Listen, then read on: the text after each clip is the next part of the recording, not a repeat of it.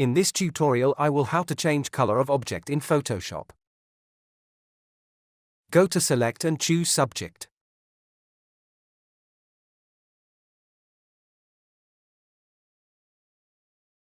Go to Adjustment Layer and choose Solid Color.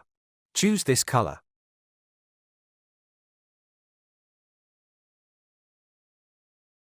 Press OK. Change the blending option to Multiply. Right-click and choose the blending option. Alt-press Move. Follow the process. Press OK. That's it. Hope you liked it.